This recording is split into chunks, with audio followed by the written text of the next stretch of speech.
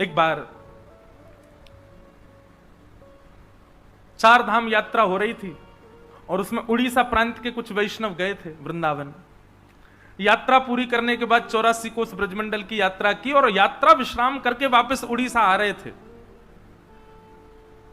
अंतिम रात्रि थी वृंदावन में, बहुत ध्यान से सुनना। और तभी एक वयोवृद्ध थे, उनकी यात्रा सकुशल पूरी हो गई। एक छोटे बालक ने उनकी बड़ी सहायता की। बालक की उम्र 17-18 वर्ष की थी।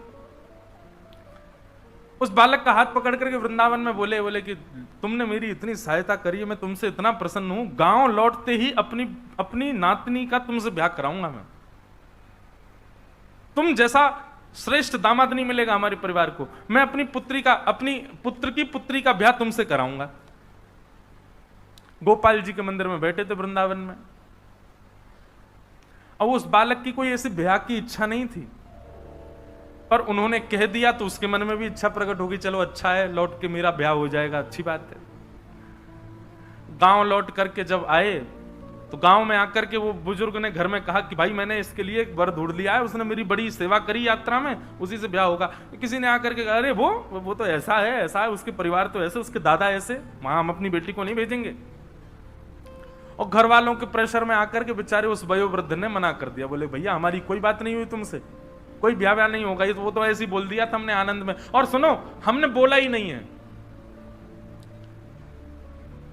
बालक बोला मैं ब्याह नहीं करूंगा, लेकिन इनसे सत्य तो बुलवा के रहूंगा।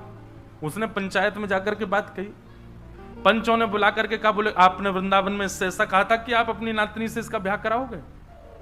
बोले झूठ बोल रहा है, मैंने ऐसा कहा ही नहीं है। बालक बोला मैं किसी की भी सौगंध खा सकता हूं, इन्होंने कहा है। और देखिए मुझको इनकी कन्या से ब्याह करने की कोई रुचि नहीं है, पर ये सत्य बोले कि इन्होंने ऐसा कहा था। पंचों ने कहा भैया मान जाओ। बोले हमने कहा ही नहीं है। वो अपनी बात पर अड़ गए। पंच अंत में निर्णय पर आए। बोले देखो अब एक ही निर्णय है, या तो तुम स्वीकार करो कि तुम गलत बोल रहे हो, इन्होंने कुछ कहा ही नहीं है, और यदि तुम कह रहे हो कि इन्होंने कुछ कहा है तो प्रमाण दो। किसी तीसरे ने तुम्हारी बात सुनी? उस बालक ने नेत्र बंद किए और उसको वृंदावन के वो गोपाल जी याद आ गए जिनके सामने वो बोल रहे थे। बोला हाँ एक व्यक्ति है जिसने हमारी बात सुनी है। बोले कौन व्यक्ति? बोले जिन गोपाल जी के मंदिर में थे हम वृंदावन में, उन गोपाल जी के सामने इन्होंने कहा था कि अपनी पुत्री का ब्याह कराएंगे, उन्होंने सुनी है बात। गांव के लोग सब हंसने लगे। बोले अच्छा अच्छा अच्छा। तो एक पंच ने मजाक में कह दिया तो एक काम कर सुन, तू गोपाल जी को लिया, अगर वो आके कह देंगे हम तेरा ब्याह करा देंगे। और वहीं सारी सभा खत्म हो गई, सब अपने अपने घर को चले गए। उस बालक ने सोचा ठीक है गोपाल जी को लाते हैं। लौट करके वृंदावन गया और उन्हीं गोपाल जी के मंदिर में पहुंच गया और गोपाल जी से जाके कहा चलो मेरे साथ।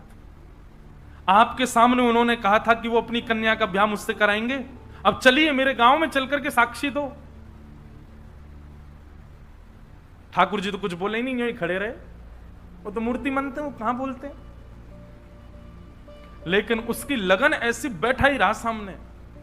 बोले बोलोगे कैसे नहीं? बोलना तो आपको पड़ेगा, आपको चलना तो पड़ेगा। मैंने बहुत सुना है आप बड़े कृपालु, आप बड़े दयालु, आप बड़े भक्तवत्सल हो। दिखाओ अपनी भक्तवत्सलता, दिखाओ अपनी करुणा, दिखाओ अपनी दयालुता। अर्धरात्रि का समय, सो जाता और जैसे उठता उठ करके फिर गेट खटखटाने लगता। ठाकुर जी चलो ना मेरे साथ, वहां चल के बोल दो ना कि मेरा, उन्होंने कहा था मेरा ब्याह हो जाएगा, मेरा घर बस जाएगा, आपको अच्छा नहीं लगेगा? ठाकुर जी को लोभ दे रहा है। जब उसकी ऐसी सरलता आ गई ना वाणी में, और रुदन करते करते गेट पीटने लगा। भीतर से ठाकुर जी बोले पागल, मूर्ति कोई चल के थोड़ी जाती है। उसने जैसे ही स्वर सुना, स्वर सुनते बोला, बोले मूर्ति बोलती भी तो नहीं है, आप बोले क्यों? बोले मूर्ति बोलती भी तो नहीं है, जब चल के नहीं जाती तो बोलती भी तो नहीं है। और अब तो उसने गेट ही पकड़ लिया। बोले अब आप बोले हो तो मतलब आप चल भी सकते हो, अब तो आपको चलना पड़ेगा मेरे साथ। ठाकुर जी ने किवाड़ खोली, सामने खड़े, बड़ा जिद्दी है भाई, तुम हमको नहीं ले जा पाओगे। ठाकुर जी अब सचल ही हो गए, बिल्कुल मूर्ति वूर्ति सब त्याग दी, सचल हो गए उसके सामने। देखो एक बात मेरी याद रखना, लिख लेना कहीं पर, ठाकुर जी को प्रत्यक्ष प्रकट करना हो तो उसके लिए दो चीजें आवश्यक है। सबसे पहली उत्कंठा। उत्कंठा मतलब व्याकुलता। जैसे प्यासा व्यक्ति पानी के लिए व्याकुल, वैसी व्याकुलता ठाकुर जी के लिए हो तो ठाकुर जी सचल हो सकते हैं। और दूसरा जिद पकड़ लो, ठाकुर जी के पीछे ही पड़ जाओ, हाथ धो के बोलो मिलोगे कैसे नहीं, तो ठाकुर जी मिले। ये दो ही तरीके हैं उनको सचल करने के, बाकी फिर साधन और भी हैं, लेकिन इन दो तरीके से मैंने कई भक्तों के चरित्र में देखा ठाकुर जी सचल हो गए। भगवान बोले देख तू हमको नहीं ले जा पाएगा। बोले क्यों नहीं ले जा पाऊं? बोले मुझे बहुत भूख लगती है, 8 बार भोजन करता हूं मैं दिन भर, कहां से खिलाएगा मुझे? बोला मैं आपकी सब व्यवस्था कर दूंगा लेकिन आप मेरे साथ चलो। भगवान बोले बड़ा विचित्र है, तू मतलब केवल अपना घर बसाने के लिए ठाकुर को वृंदावन से उड़ीसा लेके जाएगा? बोले नहीं कर सकते आप मेरे लिए, आपके लिए कौन सी बड़ी बात। आप जब वैकुंठ से आ सकते हो गजेंद्र की रक्षा करने, मेरे लिए उड़ीसा तक नहीं जा सकते? वैकुंठ से पृथ्वी की दूरी ज्यादा है कि या वृंदावन से उड़ीसा दूर ज्यादा है? ठाकुर जी बोले हर बात का तर्क है तेरे पास में, मैं आपकी सारी व्यवस्था कर दूंगा, भोजन प्रसाद सब मिल जाएगा नाथ, लेकिन मेरे संग चलो। उसके भाव से, उसकी सरलता से, उसकी जिद से ठाकुर जी इतने प्रसन्न हो गए। मुझे बात कहते कहते कभी मैं बड़ा भावुक हो जाता हूं कि जिस वृंदावन को ठाकुर जी कभी नहीं त्यागते, अपने कई वैष्णव भक्तों के प्रेम के लिए ठाकुर जी ने ब्रज तक को त्यागा है। और श्री गोपाल जी चल पड़े, बस एक नियम दे दिया, बोले पीछे मुड़ करके मत देखना, जब चल रहे होंगे, जब भोग लगाना होगा हमेशा हम कुछ आवाज कर देंगे, तुम रुक जाना, भोग बनाना पवा देना, लेकिन जब चलने की बारी आए तो पीछे मत देखना। ठाकुर जी, वैष्णव ने पूछा जान सकता हूं क्यों? ठाकुर जी बोले ललित गति विलास वल्गुहास प्रणय निरीक्षण कल्पितो रुमान। हम ललित गति से चलते हैं, हमारी चाल ऐसी है कि कोई और हमको निहारे तो हमको लज्जा आ जाती है, हमको शर्म आती है, हमको कोई देखे तो हम उछलते कूदते बाकी अदा से कभी कैसे चलते हैं। और बोले कहीं अगर तुमने हमारी ललित गति का दर्शन कर लिया तो तुम किसी और को देख ही नहीं पाओगे, घर वर नहीं बस पाएगा तुम्हारा फिर, इसलिए तुम पीछे मत देखना। ठीक है, चलने लगे। चलते चलते पूरा रास्ता सफर तय कर लिया, भोजन प्रसाद पाते दोनों भक्त भगवान चल करके उड़ीसा प्रांत में आ गए। जैसे ही उस गांव में पहुंचे जहां का वो व्यक्ति था, वहीं पास के समुद्र के किनारे चलने लगे। ठाकुर जी की पाजेबों की आवाज से उसको अनुभव होता था कि ठाकुर जी पीछे चल रहे हैं, लेकिन समुद्र की रेत जैसे ठाकुर जी के पायलों में भर गई तो आवाज आनी बंद हो गई। उसको संशय हुआ कि ठाकुर जी कहीं रुक तो नहीं गए, और तब तुरंत उसने पीछे देखा, ठाकुर जी ललित गति से खड़े थे, वैसे ही खड़े रह गए। बोले अब नहीं जाऊंगा, तेरे से मना करी थी पीछे मत देखना। बोले आपकी आवाज नहीं आई पैरों की, पायलों की, इसलिए देखा मैंने। भगवान बोले अब जो भी हो, अब इससे आगे नहीं जाऊंगा, 2 किलोमीटर रह गया मेरा गांव, 2-3 किलोमीटर ही तो है बस, चल दो गुरु। ठाकुर जी बोले भले आदमी, तेरे लिए हम इतने किलोमीटर चल के आ गए, तो गांव वालों को 2 किलोमीटर इधर लिया, यहां पे लिया। दौड़ा दौड़ा गया, सारे पंच और सारे गांव वासियों को बोला, बोले चलो चलो चलो, गोपाल जी आ गए, गोपाल जी आ गए, साक्षी देने गोपाल जी आए। गांव वालों को लगा क्या पागलपन है इसका, इतने महीनों बाद आया और यूं कह रहा गोपाल जी आ गए।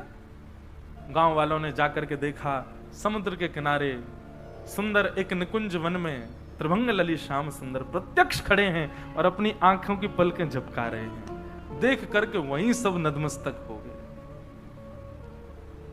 ठाकुर जी ने साक्षी दी कि हां, मेरे मंदिर में इन बुजुर्ग महापुरुष ने इनको वचन दिया था कि गांव जाकर के ये अपनी कन्या का विवाह इससे कराएंगे।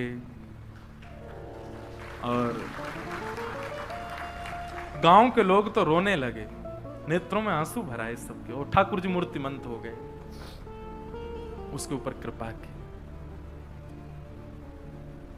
और भी प्रसंग साक्षी गोपाल भगवान के आते हैं कि जब साक्षी गोपाल भगवान आ गए तो पंडा पुजारी सब सोचने लगे अब इनके लिए मंदिर बने तब तक कहां रहेंगे। ठाकुर जी बोले इनको एक काम करो, जगन्नाथ मंदिर में विराजमान करे आओ। ऐसी कथा सुनी है मैंने, तो उनको श्री जगन्नाथ मंदिर में विराजमान करवा दिया। और जैसे ही वो जगन्नाथ मंदिर में विराजमान हुए, 1 सप्ताह के अंदर श्री जगन्नाथ जी पतले हो गए। ये जगन्नाथ जी, पुजारी जी बोले ठाकुर जी कमजोर से लग रहे हो। ठाकुर जी बोले क्या करें, आजकल भोजन मिलता ही नहीं हमको। बोले क्यों? बोले नया ठाकुर आया, साक्षी को सबरा भोजन खा जाता है। मां सुदर्शन जी बेचारे 5 दिन से भूखे, वो बलराम जी का भी खा जाता है, सुभद्रा जी का, सबरा अकेला पा जाता है, और हम लोगों को कहता खबरदार जो छुआ तो तुम लोग तो भोग धर के कपाट बंद करके चले जाते हो, पूरे भोजन पर अकेले उसी का राज रहता है। तब राजा ने जल्दी जल्दी साक्षी गोपाल जी का मंदिर बनवाया और उनको वहां विराजमान करवाया। अब देखो कैसा विलास है ठाकुर जी का। जगन्नाथ जी भी वही गोपाल जी हैं, साक्षी गोपाल भी वही गोपाल जी, लेकिन विलास है ठाकुर जी का, इसलिए वो पूर्ण स्वतंत्र हैं। और भी लीला है साक्षी गोपाल भगवान की। फिर वहां के पुजारी जी थे, उनके पुजारी जी की कन्या से उन्होंने विवाह, उसके प्रति उसके चित्त में प्रेम प्रकट हो गया। वो ठाकुर जी के पास जाती, रात भर नृत्य करती, और ठाकुर जी ने फिर उसको अपने आप में विलीन किया। ऐसी भी एक लीला आती है। तो हम क्या कह रहे थे, किस विषय में ये बात कह रहे थे? वैद्यम वास्तवमत्र वस्तु शिवदम। कथा सुनने के बाद ठाकुर जी से आपको कोई ना कोई संबंध का अनुभव होने लग जाए तो समझो आपने कथा सुनी। विचार करके नहीं कि पुत्र मानूं कि सखा मानूं। आप जगन्नाथ जी को देखो, और जगन्नाथ जी को देख करके दर्शन की विधा यही होती है कि ठाकुर जी को देखते देखते ये अनुभव करो कि मुझे कौन सा संबंध दिख रहा है। विचार करके नहीं कि ये मेरे पुत्र हैं, ये मेरे सखा हैं। आप अपनी तरफ से प्रस्तावित मत करो, ठाकुर जी को बोलने दो कि मैं तुम्हारा ये हूं, और वो संबंध ठाकुर जी से मानो। ठाकुर जी को देख के क्या भाव उत्पन्न होता है, कभी पूछिए अपने चित्त से। आपको उनके प्रति गुरु भाव आता है, उनके प्रति भगवत भाव आता है, उनके प्रति सखा का भाव आता है, उनके प्रति प्रियतम का भाव। क्या भाव आता है? मीराबाई का प्रियतम भाव है, सूरदास जी महाराज का लाल भाव है, नन्हे से लाला है, गोस्वामी जी महाराज का गुरु भाव है। आप अपने मन से मत बनाओ, ठाकुर जी के स्वरूप। अब की बार जगन्नाथपुरी जाओ और श्री जगन्नाथ जी को देख करके उनके रूप श्रृंगार में मत अटके रहो। देख करके अपने आप से पूछो, ये मुझे मेरे कौन लगते हैं, ये किस रूप में मुझको दिख रहे हैं, इनके प्रति मेरा भाव क्या उत्पन्न हो रहा है। और फिर जो एक क्षण के लिए भाव आएगा, उसी भाव को ही वहीं पर प्रस्तावित करके ठाकुर जी को उसी शब्द से पुकारना। जो भाव लगे ठाकुर जी के प्रति, उसी शब्द का उच्चारण कर देना। सखा, गुरु, पुत्र, पिता, प्रियतम।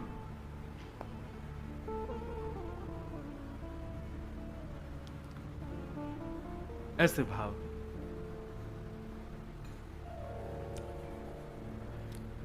ऐसे ऐसे सखाओं, ऐसे ऐसे भक्तों के चरित्र आए हैं, ठाकुर जी को जीजा जी बोलते हैं। ठाकुर जी कौन बोले? हमारी जीजा जी हैं। अच्छा, बहन कौन बोले? किशोरी जी हमारी बहन है, सीता जी हमारी बहन है, जी हमारे जीजा जी हैं। कैसे कैसे संबंध लोगों के, आप देखो तो सही। अच्छा, पुत्र, पिता, प्रियतम, सखा, गुरु, ये संबंध तो हमने बहुतों के देखे, पर कई ऐसे विलक्षण संबंध हैं, इन संबंधों के भी चरित्र हैं। जैसे ठाकुर जी के प्रति जीजा जी का भाव कितना प्रिय, हम साले हैं, वो हमारे जीजा जी हैं। दूसरा, गुरु शिष्य का भाव, ठाकुर जी शिष्य हैं, हम उनके गुरु हैं। ऐसे भी कई भक्त हुए। एक तो अद्भुत है, बोले क्या? ठाकुर जी हमारे मामा हैं, हम इनके भांजे हैं। क्यों? हमारी माता जी के भैया हैं, हमारी माता जी भाई मानती हैं। अब कोई यहां बैठी हो, वो ठाकुर जी को अपना भाई मानती है, तो निश्चित है उनके पुत्र हो तो उससे बोल दो बचपन में, यही तुम्हारे मामा हैं। और जब जब जगन्नाथ जी के पास जाए तो यही कहते, कहां जा रहे हो? मामा के घर जा रहे हैं, अपने मामा जी से मिलने जा रहे हैं। बताओ, उन बच्चों के जब बच्चे होंगे, उनके जगन्नाथ जी कौन लगे? नाना जी। कहां जा रहे? बोले नाना घर जा। कितना प्रिय लगेगा इस सुनने में। और वास्तव में आप विश्वास मानिए, मैं व्यासपीठ पर बैठ करके कहूं, मेरी बात निरर्थक ना हो, आप भूल जाओगे संबंध, लेकिन ठाकुर जी निभाएंगे। जब ठाकुर जी को पता चलेगा मेरा देवता आ रहा है, हम नाना जी बने बैठे हैं, उसके लिए अपने आप ही व्यवस्था ठाकुर जी कर देंगे, भोजन प्रसाद आदि सब चीज की। और कई ऐसे भक्त चरित्रों में आता है, स्वामी श्री हरदास जी महाराज का एक चरित्र ग्रंथावली पढ़ी थी, उसमें ऐसा वर्णन था कि ठाकुर जी से जो संबंध बनाता है, वो जब ठाकुर जी से मिलने के लिए जाता है, तो अब तो ऐसा नहीं, पर प्राचीन काल में ऐसा था कि श्री जगन्नाथ महाप्रभु अपनी ब्रह्म वेदी पर ऐसे झूमते हुए मिलते थे सुबह मंगला में। तो पुजारी जी जाके, आज जय जय इतने प्रसन्न क्यों हो? बोले, अरे अभी अभी वृंदावन से 5 भक्तों की टोली निकली है जगन्नाथपुरी के लिए। मुझे बड़ी अब उत्सुकता हो रही, कब आएंगे। सुनो, उनके लिए रहने की व्यवस्था कर दो, उनके लिए भोजन प्रसादी की व्यवस्था कर दो, उनके लिए। अब ऐसा क्यों नहीं होता? हमारी प्रेम में ही दूषितता आ गई है, हमारा प्रेम इतना स्वच्छ नहीं बचा। लेकिन आज भी ऐसा लगता है कि आज भी यदि कोई उतना प्रेम उन्माद के साथ जब महाप्रभु जी के पास जाता होगा, आज भी ठाकुर जी झूमते तो होंगे। कभी कभी बंधुओं, धाम ऐसे भी जाओ, कोई व्यवस्था करके मत जाओ, ना होटल की ना भोजन की, ठाकुर जी के भरोसे जाओ। बोले ये खिलाएंगे, ये रुकाएंगे, जहां रुकाना हो चले जाओ बस। इतने सारे एक्सपेरिमेंट लोग करते हैं, ऋषिकेश में जाते हैं, वो करेंगे रिवर राफ्टिंग, जबरदस्ती पैसा देके मौत के मुंह में जाते हो, ऊपर से पहाड़ पे से कूदने वाला, समुद्र में प्रवेश करने, इतने सब पैसा देकर के आप लोग ये सब काम करते हो। एक बार ये भी करके देखो, क्या प्री बुकिंग कुछ नहीं, बस पहुंच जाओ। वृंदावन हो या जगन्नाथपुरी, ना रहने की व्यवस्था करके जाओ ना भोजन की, ठाकुर जी के भरोसे जाओ। बोले नाथ अब हमको बताओ कि आप हमसे प्रेम करते हो कि नहीं। अगर प्रेम आपके चित्त में होगा तो अपने आप कुछ ठाकुर जी ही व्यवस्था करके पवा देंगे, और देखिएगा निश्चित पवाएंगे ठाकुर जी, निश्चित सुलाएंगे, कहीं ना कहीं व्यवस्था हो जाएगी।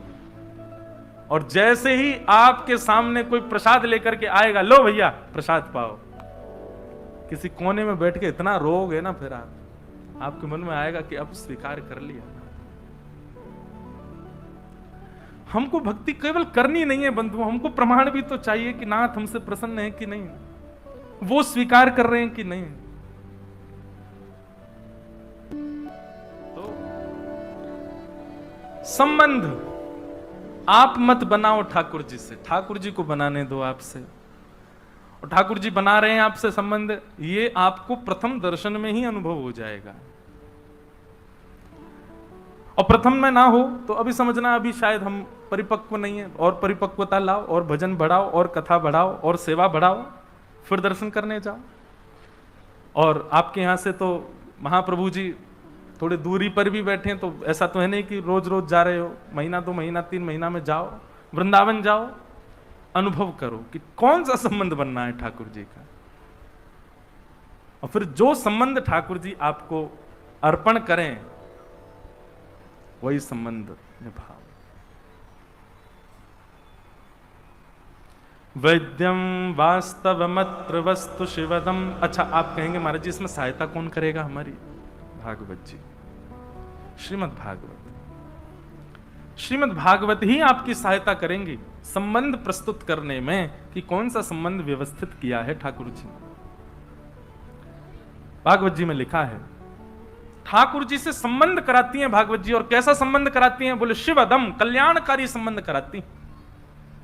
वैद्यम वास्तवमत्र वस्तु शिवदम तापत्रयोन्मूलनम श्रीमद्भागवते महामुनि कृते किंबा परैरीश्वर सत्यो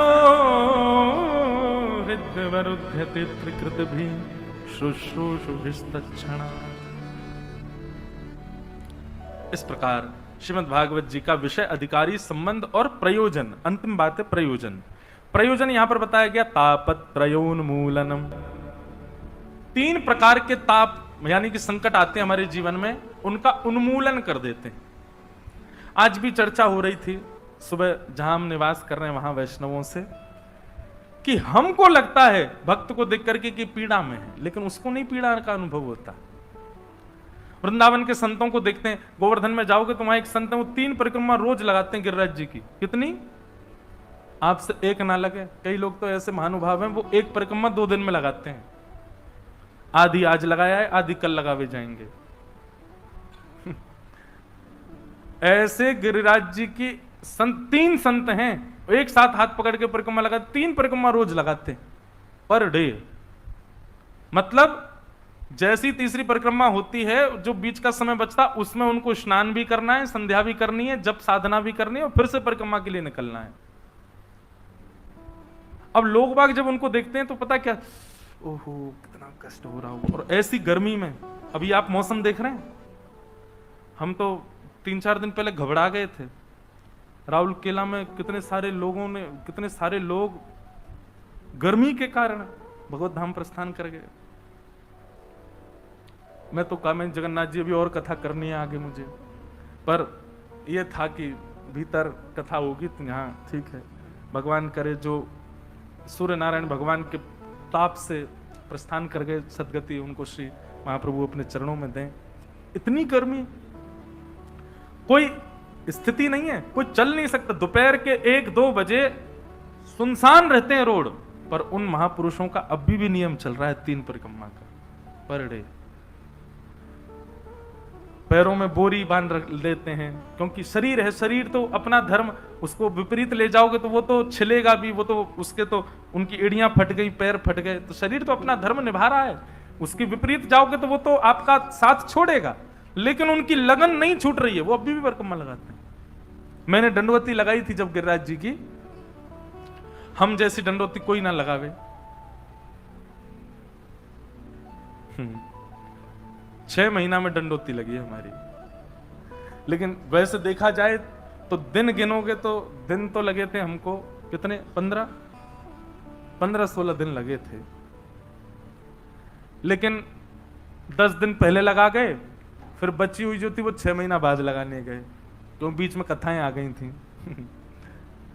तो वो महापुरुष तीनों मिलते थे मुझको दंडवती में, और इतने प्रेमी, इतने सुंदर महात्मा। मैं दंडवती लगाता था तो कभी ना कभी तो मिल ही जाते थे, कहीं ना कहीं उनकी परिक्रमा तो चलती रहती है। तो जैसे ही मैं लेट के दंडवती कर रहा होता था, चुपके से पीछे से आते मेरे पांव छू लेते। मैंने कि महाराज जी ऐसे क्यों करते हो आप? तो बोले आप ब्रजवासी हो, ऊपर से कथाकार हो, ठाकुर जी की लीला सुनाते हो, बताओ दंडवती कर रहे हो, आपको प्रणाम करेंगे तो गिरिराज जी हमसे जल्दी रीझ जाएंगे। वही महापुरुष, वो भी बेचारे इसी, मैं भी यही सोचता था मुझे आज मिलेंगे, कहाँ मिलेंगे। उनको भी रहता था व्यास जी कहाँ मिलेंगे। कहीं ना कहीं थोड़ी बहुत राम राम शाम शाम होती थी। और 10 दिन की परिक्रमा पूरी करके कथाएं आ गई तो मैं तो चला गया। उनको लगा कि परिक्रमा पूरी हो गई व्यास जी की, वो तो गए। 6 महीना बाद मैं फिर आया, अपना वो फॉर्म लेके, वो फॉर्म बिछा के लगाते हैं ना। जैसी मैंने परिक्रमा शुरू करी, बाबा आए, ओ वो तो महाराज लिपट गए। बोले भक्त तो बहुत देखे, आप जैसा नहीं देखा। 6 महीना नहीं हुए दोबारा परिक्रमा शुरू कर दी। मैंने महाराज जी दोबारा नहीं है, ये पहली चल रही है अभी। महाराज जी बोले फिर तो आपसे गया गुजरा कोई नहीं है, एक परिक्रमा में इतना समय कौन लगाता है। मैंने महाराज जी हम ब्रजवासी ने जरूरत थोड़ी है परिक्रमा लगावे की दंडवती, इतना कष्ट पान, हम ज्यादा कष्ट में। मैंने कि दुनिया के लोगों को ज्यादा से ज्यादा बहुत मेहनत करेगा तो 12-13 दिन लगते हैं, लगातार है तो 12 दिन में हो जाए। और कोई बहुत तंदुरुस्त हो, बढ़िया हष्ट-पुष्ट हो तो 3-4 दिन में लगा देता है दंडवती पूरी। मैंने कि बाबा बात ऐसी है कि हमें ब्रजवासी, हम जब कष्ट में गिरिराज जी देखे ना हमें, तो बेचारे इन्हें बहुत दया आ जाए मुंह पे। 3-4 बार लेटते हैं हम, उसके बाद 1 घंटा आराम करते हैं। मैंने गिरिराज जी बार यूं के तू काई को कष्ट पा रहे हो भैया, तू तो आराम कर, बैठो रे, काई को इतना श्रम कर रहे हो। और दूसरा भाव, मैंने महाराज जी घर आया मेहमान यदि अखर रहा हो तो यहाँ रहती जल्दी जाए, लेकिन घर आया मेहमान प्रिय लग जाए तो और रुक जाए 2-4 दिन। मैंने कि 5-6 दिन में दंडवती पूरी करके चलो जाऊंगो तो यूं मानूंगो कि गिरिराज बाबा ने होगी जल्दी जा, तू परेशान कर रहा है। मैं 6 महीना तो यहीं पढ़ूं, यहाँ गिरिराज जी ने पकड़ रखो, तू कहीं मत जा, तू तो यहीं रहे, मेरे पास ही रहे, तू काहे को जावे कहीं। तो बोले तुम सब ब्रजवासियों पे उत्तर सारे हैं। मैंने कि और नहीं, वो तो यही मारे तो ब्रजवासी। तो 3 परिक्रमा रोज लगाते हैं गिरिराज जी की। अब देखने वालों को तो लगता है कि कितने कष्ट में, हाय राम, पर उनसे पूछो नहीं, परम सुखी है, परम आनंद में। तो ये जो बात यहां पर लिखी है, तापत त्रयोन्मूलनम, ठाकुर जी की शरणागति लेने वाले व्यक्ति के ऊपर कष्ट नहीं आते, ऐसा नहीं है, कष्ट आते हैं पर अनुभव नहीं होते, उसको पता नहीं लगते। मैं कथाओं में कहा करता हूं कि भक्ति क्या है, एनेस्थीसिया का इंजेक्शन है। सुन्न पड़ गए हो, फिर चाहे आपको कोई बुरा बोल जाए आपको बुरा नहीं लगता, आपके साथ कोई गलत कर जाए आपको गलत नहीं लगता, आपके साथ कितना भी कुछ अपराध, कितना भी जीवन में संकट आ जाए, आप प्रसन्न ही रहोगे, क्योंकि सुन्न पड़ चुके हो। भक्ति का रंग जब चढ़े तब संसार के विषय भोग, संसार की विचलनता आपको विचलित नहीं करती।